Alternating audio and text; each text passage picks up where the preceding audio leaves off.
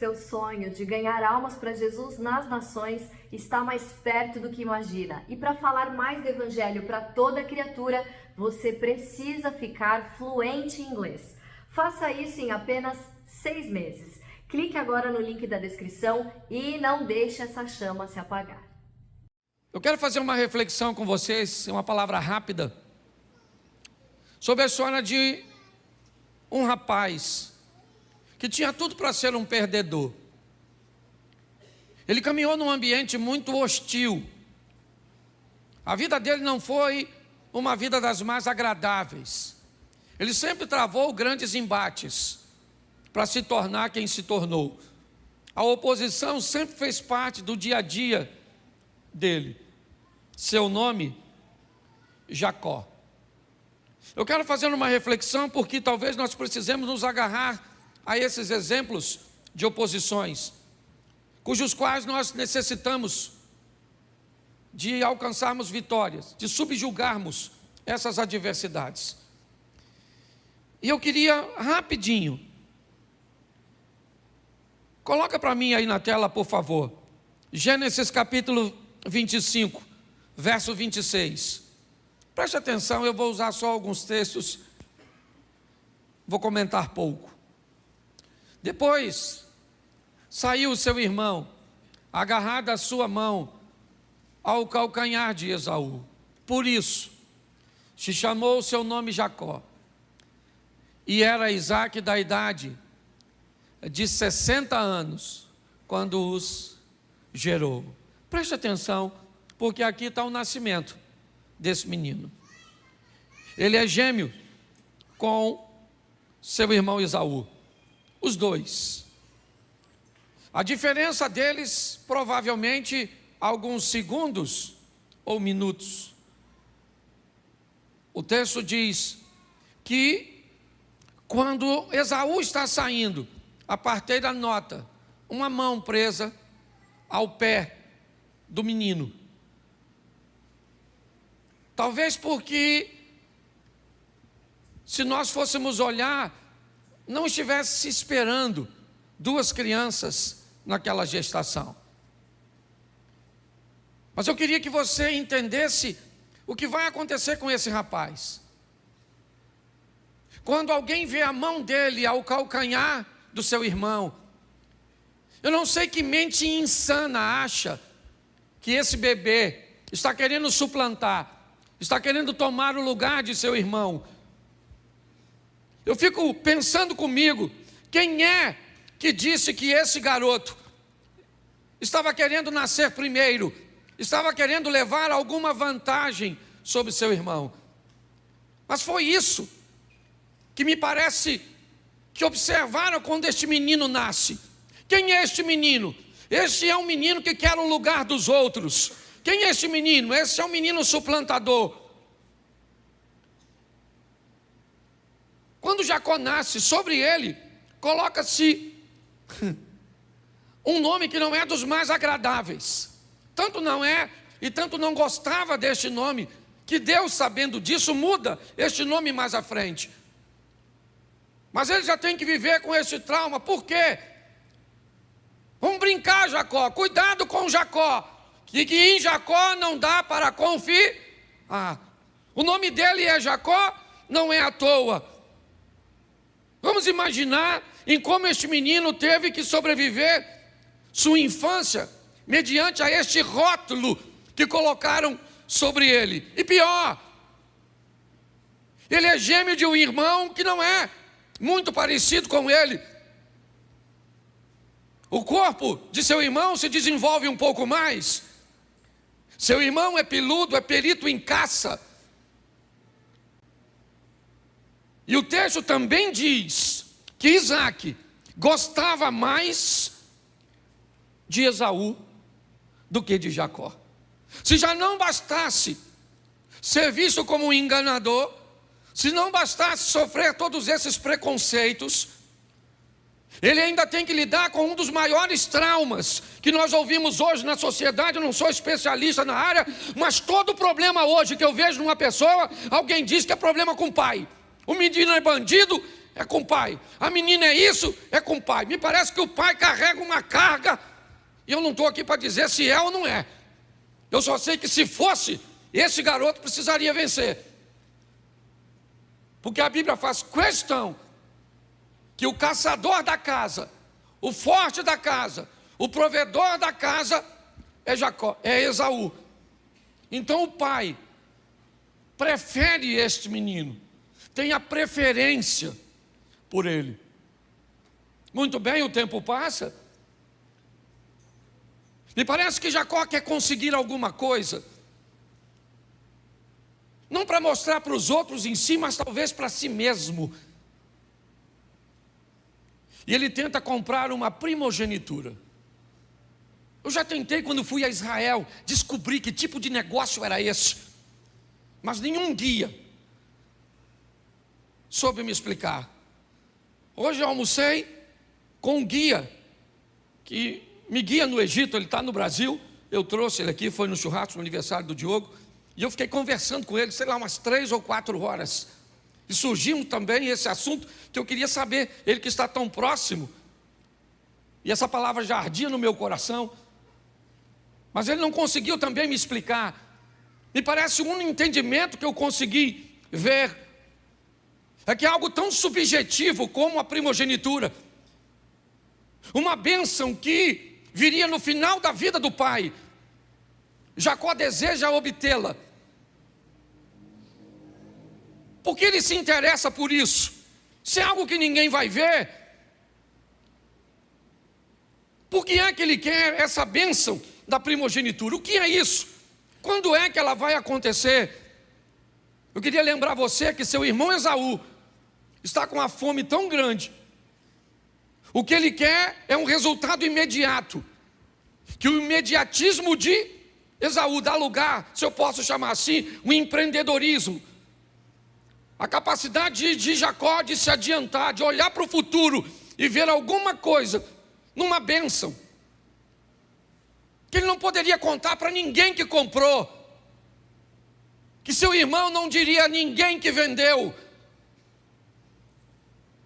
Mas me parece que este menino queria ser alguém, pelo menos para ele, olhar para seu irmão e dizer em algum momento, numa briguinha, numa discussão, num momento de indiferenças, e ele poder dizer: mas também o primogênito agora sou eu, porque você me vendeu. Essa informação não poderia vazar, até porque eu não sei nem se isso teria valor perante seus pais. Mas o tempo passou, e aquele menino vai se deparar com a oportunidade de ter a bênção sobre si. Ele engana seu pai, é verdade. Me parece que talvez o rótulo que colocaram sobre ele acaba vindo à tona em algum momento, porque às vezes o que pessoas dizem a nosso respeito começam a aflorar na nossa vida. Quando alguém diz que você é soberbo, se você não prestar atenção, é só uma questão de tempo até a soberba buscar uma ocasião contra você. Quando alguém te rotula, você tem que ter muito cuidado para que esse rótulo de alguma forma não recaia sobre o seu comportamento. Está agora ele aceitando a pressão de sua mãe para enganar seu pai. Finalmente, o Jacó, ele aflora.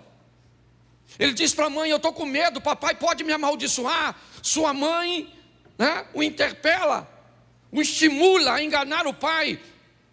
Mas ele tinha todo o direito de dizer: eu não quero fazer isso. Mas ele levaria finalmente alguma vantagem. É a oportunidade de ele ter alguma coisa, dele ser alguém. E às custas de quê? Jacó consegue a bênção da roupa de seus irmãos, de seu irmão. O pai não o abençoou. Não. Jacó sabia disso. Isaac só disse o que disse para Jacó porque pensou que ele era Esaú. É mentira aquilo que aconteceu. Ele recebeu a bênção? É verdade que recebeu, mas ela não era dele. Ele não tinha direito àquilo. Ele sabia que o pai, nitidamente, o pai mesmo disse no texto, ele se parece com Jacó. Mas quem é você? E ele disse, eu sou Esaú, teu filho. Mas como você me trouxe uma caça tão rápido? Deus colocou a caça no campo para que eu fosse e tivesse êxito. Presta atenção o que esse cara está fazendo com a vida dele. Pastor, por que é que a Bíblia mostra erros como a bebedeira do Noé, como a negligência do Adão, como o medo e a insegurança do Abraão,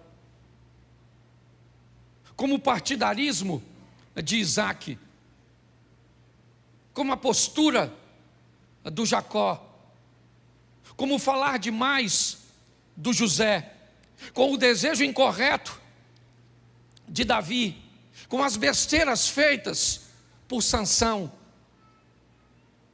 Porque a Bíblia quer mostrar que essas pessoas não são pessoas perfeitas. Porque a Bíblia quer mostrar que Deus pode usar pessoas imperfeitas que buscam uma correção de rota. Quando eu olho para a história deste moço, o que eu vejo? Alguém fadado ao fracasso. Quando o irmão dele chega e descobre que Jacó ludibriou seu pai, Esaú disse, eu vou matar esse camarada. Agora a primogenitura não serve mais para ele, porque ele vai morrer. O que ele fez é passível de morte. Essa é a verdade.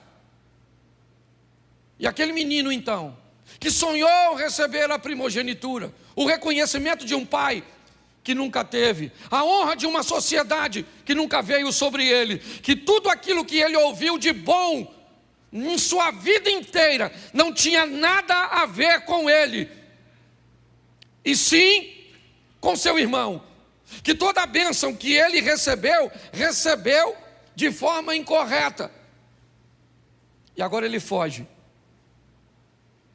É verdade. Ele vai para um lugar que sua mãe mandou, vai para a terra do meu irmão, meu filho, para ver se Esaú acalma o coração, e para lá esse cara vai. Eu aprendi uma coisa na minha vida: o problema foi feito para ser resolvido e não para se fugir dele. O que Jacó deveria fazer? Papai, chama o Esaú aí. Senta aí, Esaú. Senta aí, maluco. Lembra aquele dia que tu estava com fome, miserável? E aí tu me vendeu a primogenitura? Ele podia fazer isso, sim ou não? Sim ou não? Mas por que não fez? Primeiro, porque não tinha coragem. Segundo, porque ele não podia negociar esse tipo de coisa. Ah, mas ele valorizava coisas espirituais. Não interessa o que você valorize. Se você quer tomar posse daquilo que não é seu, se você não quer usar o meio correto para alcançar as coisas, se você quer puxar o tapete dos outros, se no seu coração na verdade só tem maldade, se você quer aparecer, se pelas costas dos outros você diz sobre pessoas aquilo que você não tem como dizer cara a cara, nada passa despercebido aos olhos do Senhor. A verdade é que esse cara é um fracasso. Sim, ele é um fracassado. Ele vai embora porque não consegue resolver seus problemas. E é por isso que casamentos acabam. É por isso que pessoas falem em seus ministérios, porque não tem coragem de olhar para a vida e dizer: esse problema é meu, eu sou desse jeito, e eu vou corrigir minha rota, eu vou mudar de postura. Mas não, ele foge. Então tá bom. Você quer ir para onde? Você quer fugir? Saiba de uma coisa: seu problema vai atrás de você. O Esaú não foi, mas a traição foi junto. E quando esse camarada chega, trabalhador ele é, isso é verdade. Determinado ele é, sim. mas ele quer as coisas rápido demais. Ele quer ultrapassar etapas. Sim. Preste atenção. Me parece que a vida do traído Esaú foi muito melhor do que a do traidor Jacó. Quando nós olhamos à frente, nós vamos ver a misericórdia de Deus agindo sobre a vida de Jacó. Mas não esqueça que quando os dois se encontram, o que está de posse nas mãos de Esaú é muito mais poderoso do que no de Jacó. Quando nós olhamos esses dois irmãos se encontrando lá na frente, depois de tudo isso, vamos ver que Esaú poderia dizimar a casa de Jacó. E por que não fez? Eu vou te mostrar. Na casa do sogro, Jacó é enganado por seu sogro. Muda o salário dele 10 vezes para baixo.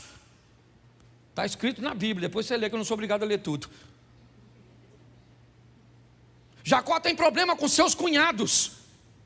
Eles não conseguem mais conviver pacificamente, porque nitidamente os cunhados estão olhando a fortuna de seu pai passar para as mãos de Jacó. Mas pastor, como é que este cara enganador agora está prosperando? Pois é, antes de chegar na casa de seu sogro, ele teve uma conversa com Deus.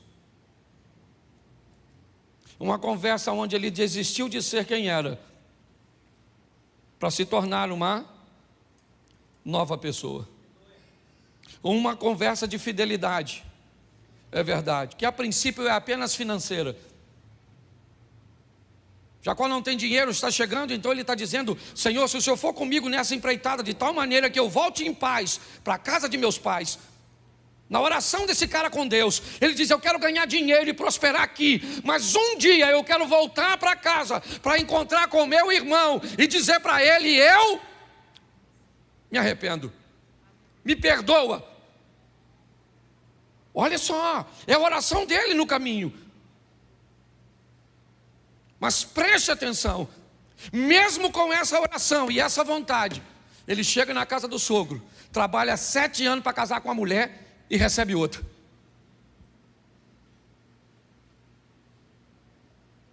O sogro faz uma proposta para ele, sensacional: apacenta meus rebanhos, e eu te dou tudo aquilo que for salpicado e malhado como salário. Mas o texto diz que dias antes dessa proposta, Labão já tinha pego todos os salpicados e malhados e tinha separado longe do rebanho, e só tinha animal liso, e liso com liso. Pois o texto diz que o tal do Jacó, enganador, levava o rebanho para tomar água e colocava as varinhas de álamo, uma varinha sem casca e a outra com casca, ou seja, tudo listadinho dentro d'água. Eu não sei se isso é o suficiente para fazer com que o animal venha parir, certo? Talvez venha até daí, aquela cultura antiga que dizia que se uma mulher ficasse olhando muito para um troço, o filho nascia com a cara do troço. Eu não sei se essa cultura vem daí. Eu só sei de uma coisa: eu não acredito nisso. Eu acredito que Deus fazia o cara prosperar, porque ele resolveu ser fiel, então ele começa a prosperar, sim ou não?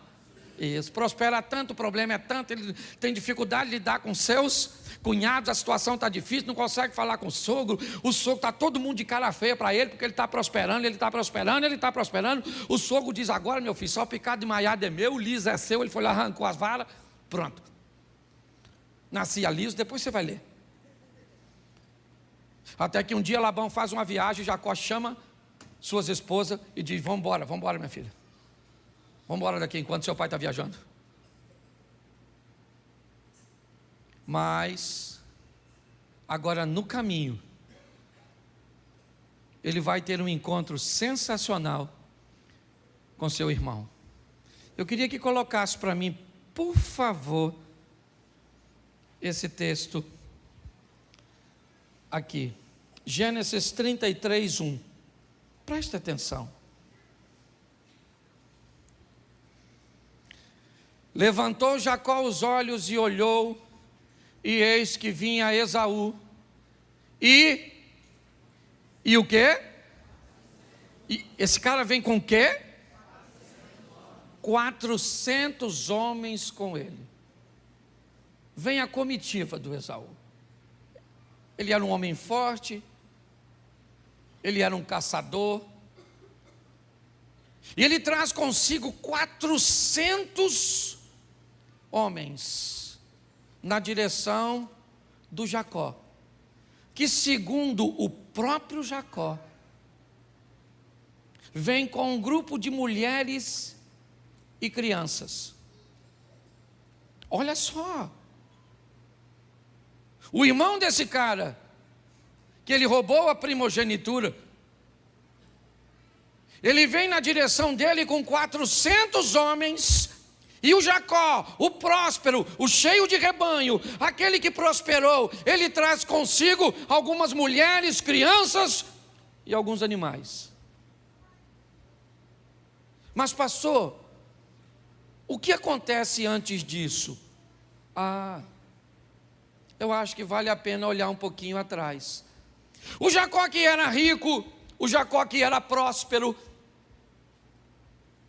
que mudou sua vida financeira, ele ainda tem um problema nas suas orações. Ele queria fazer tudo isso, mas o sonho dele era um dia encontrar com seu passado e resolver sua pendência com seu irmão. Então agora já avisaram ele, seu irmão está vindo. Ele passa todo mundo e fica no Val de Jaboque, onde ele tem um contato com um anjo. E ele segura o anjo, e o anjo disse, me libera. E ele diz, eu só te libero se você me abençoar. Pô, meu irmão, que benção, o cara é ricaço. Que benção que esse cara quer. O que ele quer? Filho?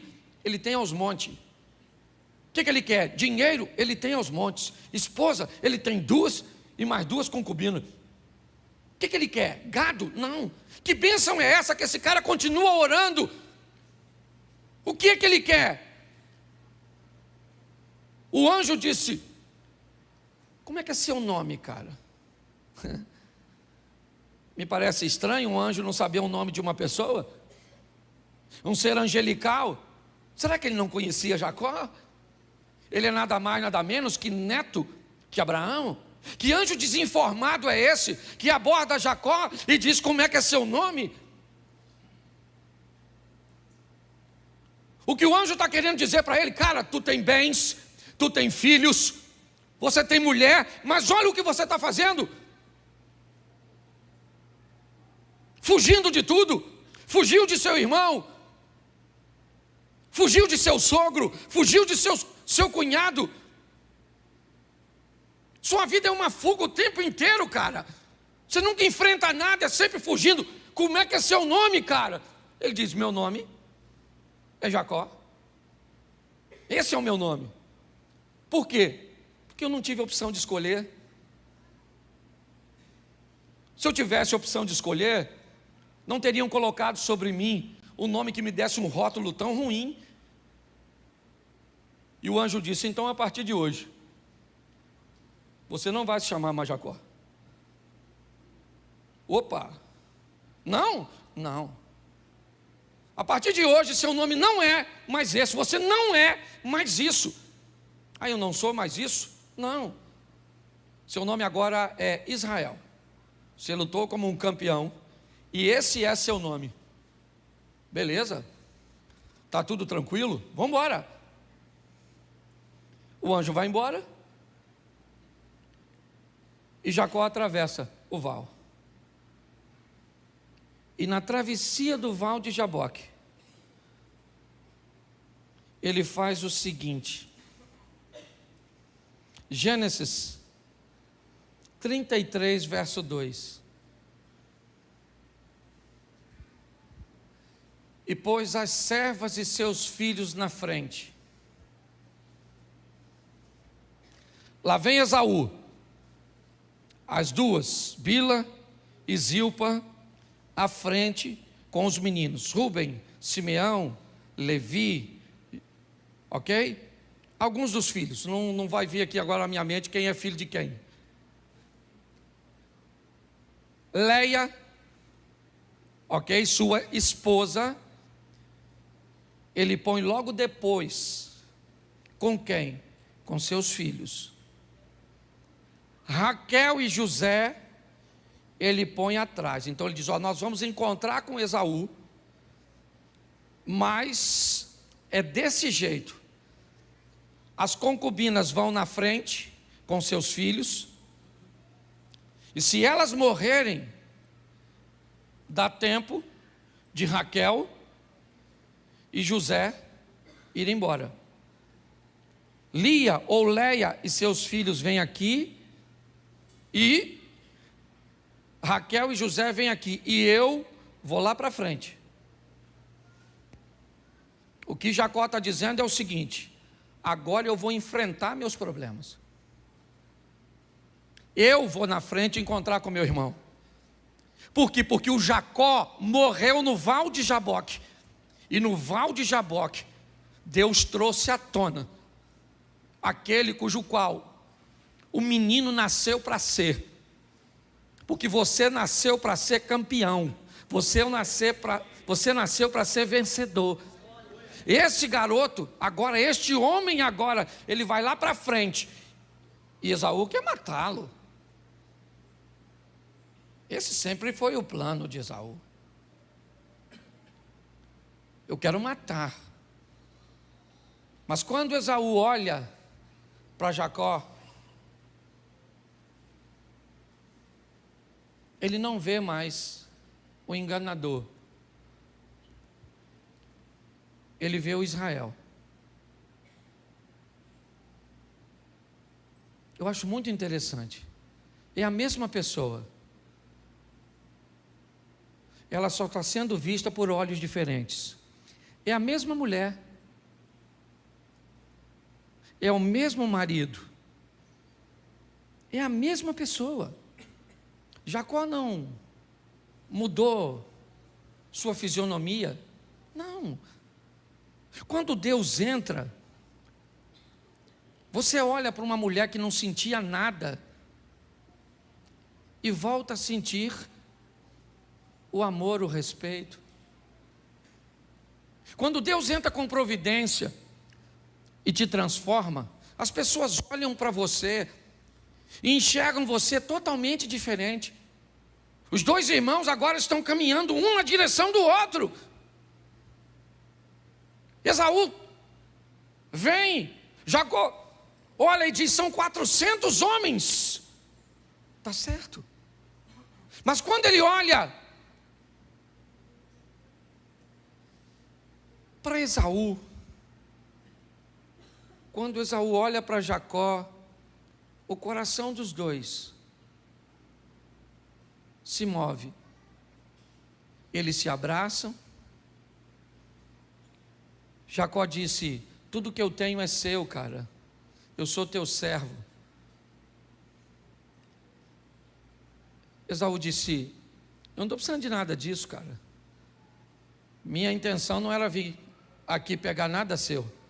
Minha intenção era vir aqui e tirar a sua vida. O que eu queria era te matar, até te ver, ou até ver o que Deus fez na sua vida, como Ele transformou você. Preste atenção nisso. Eles começam a conversar, mas para mim, o momento mais importante desse texto é o capítulo 33, o verso 12. Escute isso.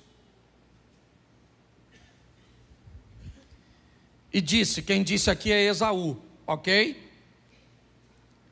Caminhemos e andemos, e eu partirei adiante de ti. Vamos juntos, Jacó.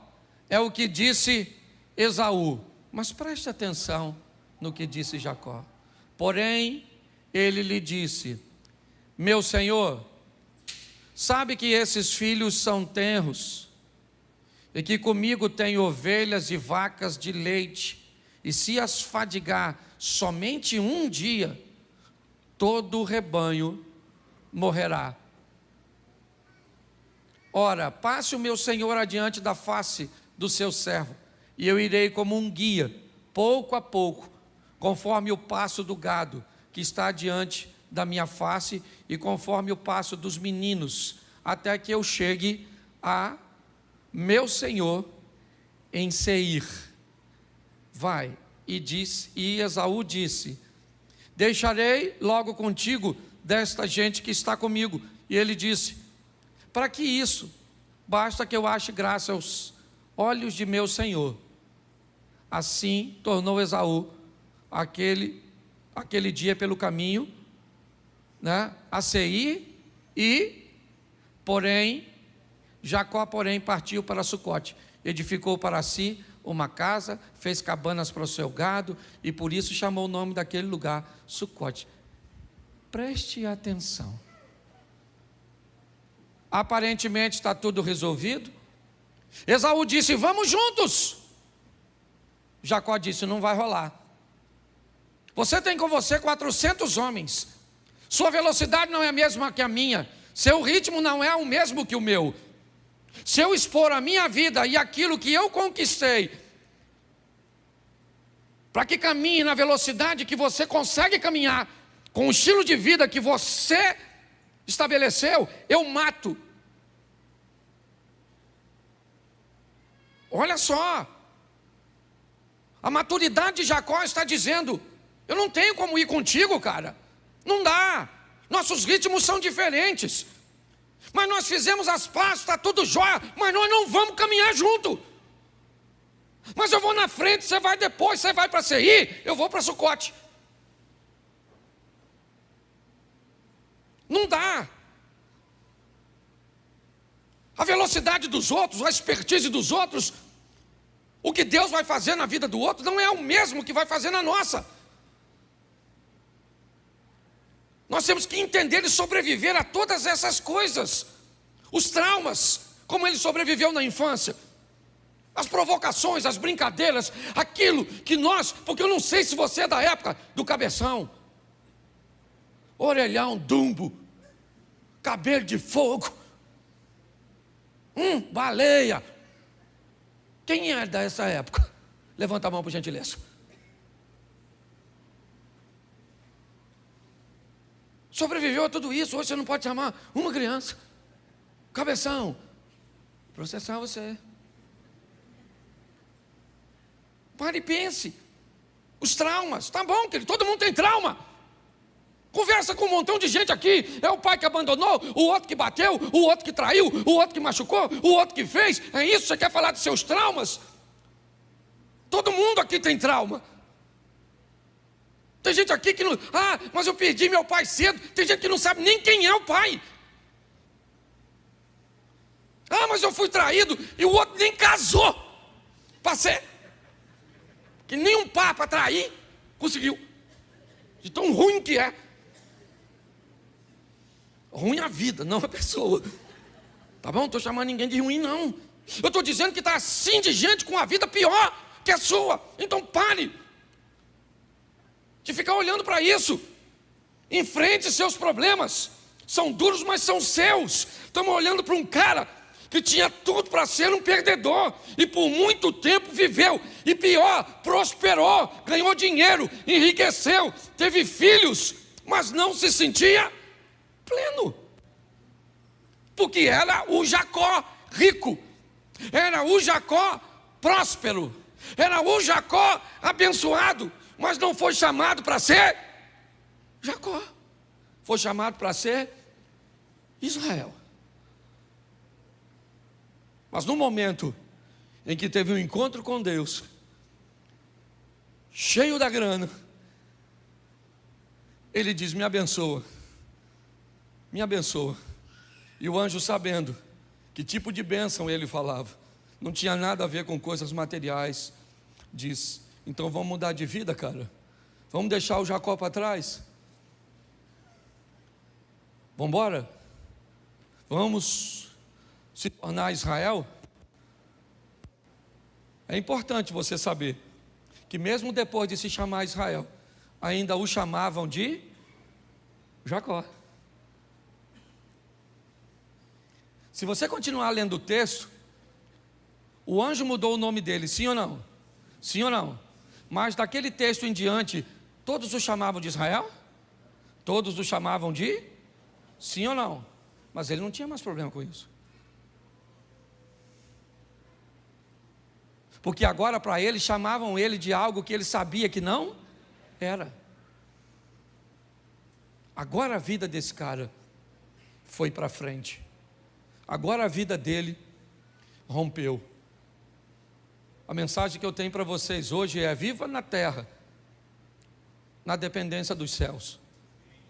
Não tenha medo de quem governa. Quem está governando? Quem é? Quem está governando é Labão? Então tá bom, meu irmão, eu vou prosperar no ambiente onde o cara está defasando o meu salário. Quem está no comando? Quem está no comando é Nabucodonosor, o rei da Babilônia. Pois é, eu sou Daniel e sirvo ao rei dos reis. Quem está governando é Ciro, o rei da Pérsia. Pois é, eu continuo sendo Daniel, filho e parceiro do rei dos reis. É assim que a vida funciona. Nós temos que vencer as adversidades. Elas não são poucas, nem para Jacó, nem para mim, nem para você.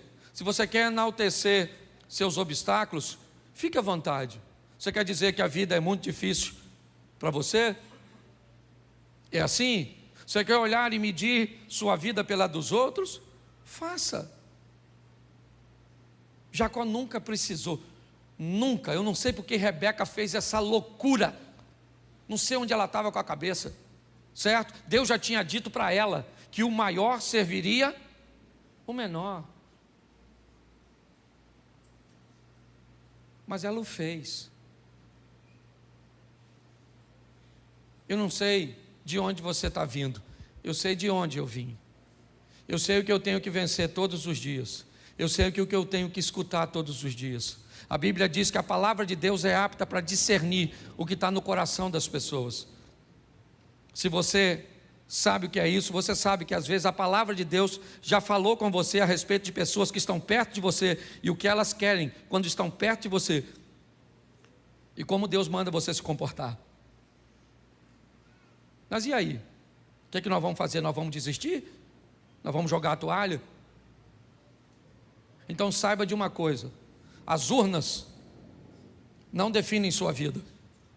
O que vai acontecer na política não define o que acontece dentro dessa igreja. Porque a nossa vida é governada pelo Senhor. Que nós possamos entender isso. Então, independente do desfecho dessa história, certo? Nós vamos continuar servindo a Deus. E saiba de uma coisa: principalmente se vier sobre a igreja tempos mais difíceis, viveremos os melhores tempos da igreja, porque é assim que funciona. Se vierem tempos fáceis, vamos crescer bastante, sim ou não? Sim. Mas se vier tempos difíceis, vamos crescer mais do que nos fáceis. Saia daqui e acredite nisso.